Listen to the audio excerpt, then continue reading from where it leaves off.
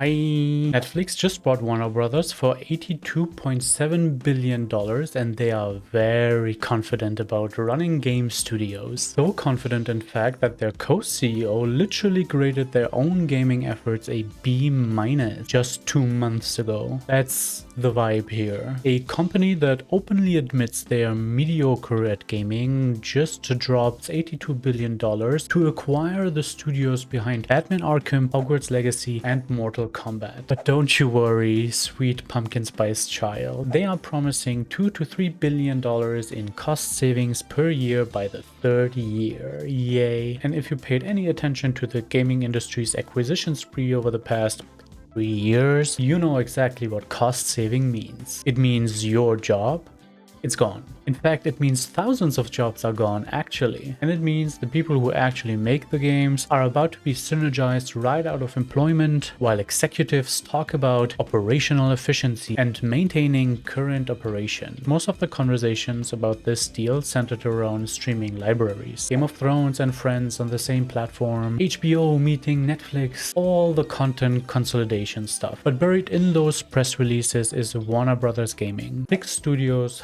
thousands of employees, and some of gaming's most valuable franchises. Now owned by a company that has shut down multiple game studios in 2025 and can't figure out how to make people play their 100 mobile slop games they already offer. Netflix has no idea how to run game studios. Warner Brothers Games is a legitimate publisher with a portfolio that would make most companies jealous. NetherRealm Studio, Rocksteady Studio, Avalanche Software, PT Games, Monolith Productions, and Player First Games. These studios have shipped some of the biggest games in the past decade. Hogwarts alone sold over 34 million copies through March 2025, generating over $1 billion in revenue. And the Batman Arkham games defined superhero gaming, while Mortal Kombat is one of the most valuable fighting game franchises in existence. And all of that, the studios, the talent, the IPs, now belongs to Netflix. And the terrifying part about this, especially for everyone who works at these studios, is that Netflix has absolutely no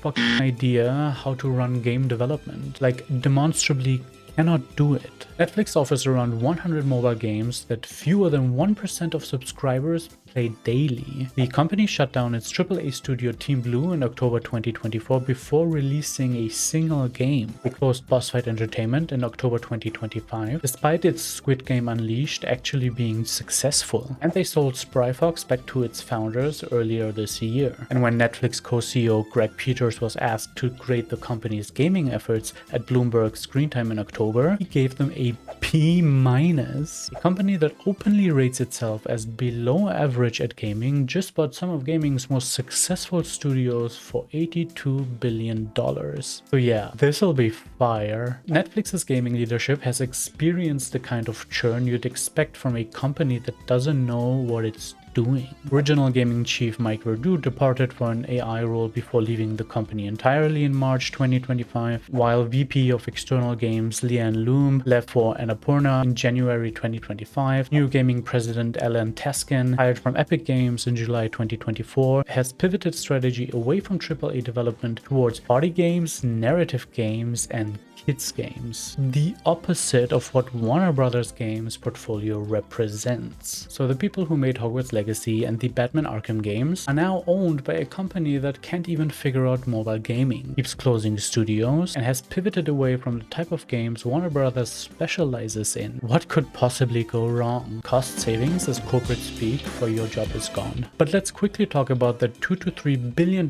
in annual cost savings, because this is where the rubber meets the road. When companies announce mega mergers and promise billions in synergies and efficiencies, what they're actually announcing is layoffs. And we've seen this movie before. Hell, we've even seen it multiple times before, just in the past 2 years, and it always ends the same. Microsoft bought Activision for almost $69 billion in October 2023. Within 3 months, Microsoft laid off 1,900 gaming employees. That's about 9% of its gaming workforce. This came after Microsoft assured regulators and unions unions, that the company would operate independently, and that the merger would create opportunities and not destroy jobs. The FTC explicitly called them out for layoffs inconsistent with Microsoft's suggestion to the court that the two companies will operate independently post-merger. This would be like if I promised to house sit for you, or I take good care of your cat, and then 3 months later you come back and your cat is gone. And I'm like, yeah, we had to restructure the pet situation for operational efficiency, ooh.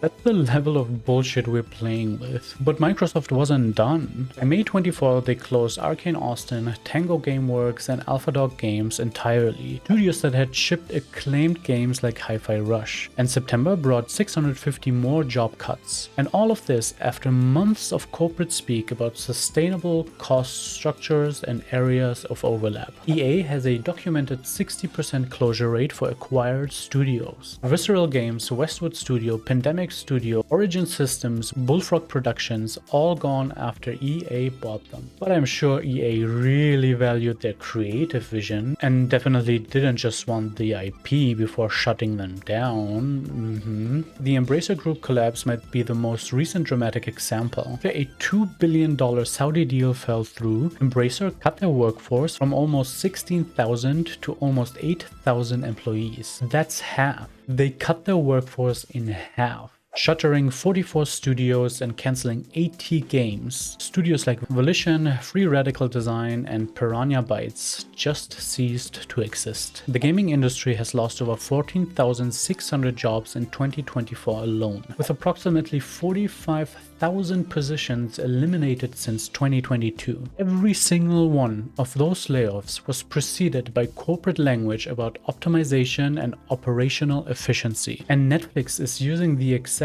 same strategy, and they're being pretty transparent about it too. Those $2 to $3 billion in savings has to come from somewhere, and it's not going to come from executive compensation. Warner Brothers Games was already bleeding out before Netflix showed up to finish the job. And here's something that should make Warner Brothers Games employees even more nervous. The division was in trouble even before Netflix entered the picture. David Zaslav's tenure at Warner Brothers Discovery has been a masterclass in how to destroy value while claiming you're creating it. In February 2025, Warner Brothers Games closed 3 studios, Monolith Productions, Player First Games, and Warner Brothers Games San Diego. They cancelled the Wonder Woman game. Longtime Warner Brothers Games president David Haddad left after 12 years, and the gaming division reported $348 million in write-downs in 2024, with revenue down 53% from 2023. The division had one massive success: Hogwarts Legacy, and one catastrophic failure. Suicide Squad Killed the Justice League cost Warner Brothers $200 million,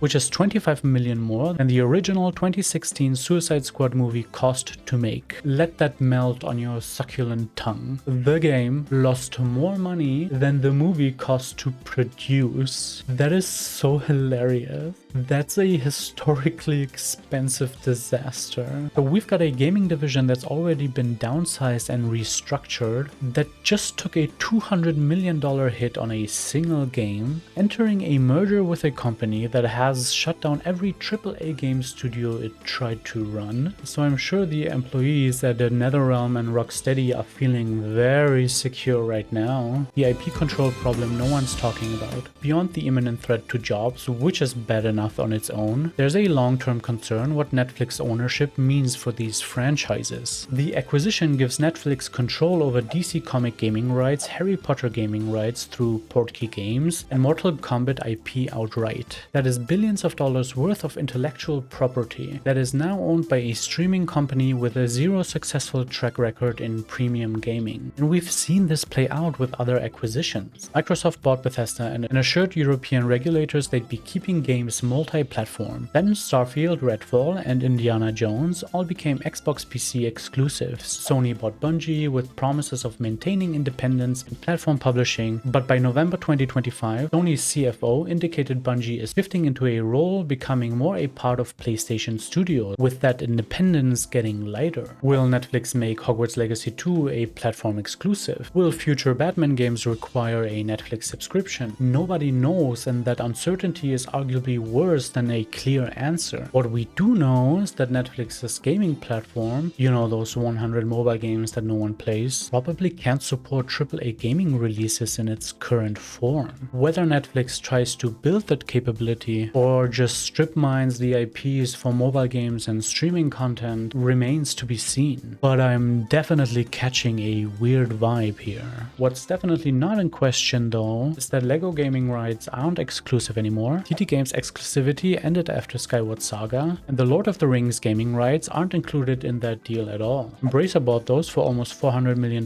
back in 2022. The opposition probably won't matter at all. The labor response to this merger has been imminent and unambiguous. The Writers Guild of America issued a statement calling it exactly what it is. The world's largest streaming company swallowing one of its biggest competitors is what antitrust laws were designed to prevent. This merger must be blocked. The Teamsters called it a greed-fueled consolidation of corporate power and a direct threat to good union jobs. And even the political response has been surprisingly bipartisan. Senator Elizabeth Warren called it an anti-monopoly nightmare that wouldn't give Netflix control over nearly half of the streaming market while putting workers at risk. Republican Senator Mike Lee warned it should send alarm to antitrust officers around the world. That's the kind of bipartisan opposition that you usually don't see very often. But we've been through this regulatory process with Microsoft-Activision. That deal faced 21 months of scrutiny, required the UK's Competition and Markets Authority approval, needed Microsoft to divest cloud gaming rights to Ubisoft, and survived an FTC legal challenge. And it's still closed. And then, 3 months later, almost 2,000 people lost their jobs. Netflix expects this deal to take 12 to 18 months to complete after Warner Bros. Spins off its global Discovery Network business, which won't happen until Q3 2026. So we've got plenty of time for regulators to hold hearings, extract some promises that won't be enforced, and then still just wave it through. The question isn't whether regulators will look at this deal. They absolutely will. There'll be plenty of strongly worded letters and congressional hearings. The question is whether they'll actually block it or just extract some meaningless concessions and wave it through. History suggests latter,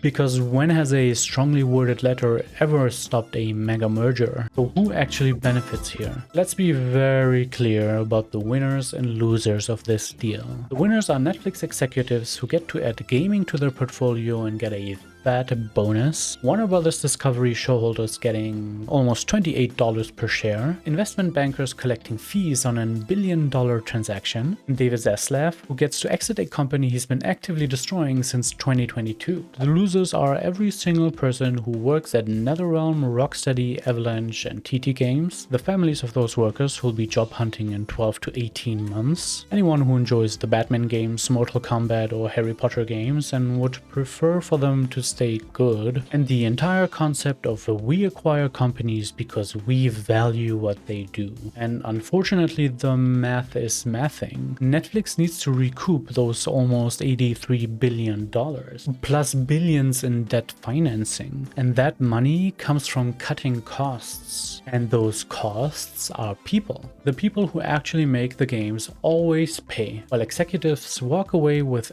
8-figure bonuses. So where does that leave us? The depressing reality is that individual workers have very little power to change what's coming. The unionization efforts that protected 400 Microsoft gaming employees during the 2024 layoffs offer the clearest path. But most Warner Bros. Games employees are non-union. Maybe this regulatory review will extract meaningful worker protections. Maybe Netflix will prove to be a rare acquirer that actually values the talent it's buying instead of just strip mining it for the IPs. Maybe I'll wake up tomorrow and discover that this has been just a fever dream, but probably not. Probably what happens is this deal closes sometime in late 2026 or early 2027. Netflix announces that difficult decisions had to be made, and thousands of game developers find themselves looking for work in an industry that has already eliminated 45,000 jobs in 3 years. The studios that created some of gaming's most beloved franchises will be gutted to hit cost targets set by executives who can't even get their own gaming efforts above a B-. The pattern is clear here, the outcome is very predictable,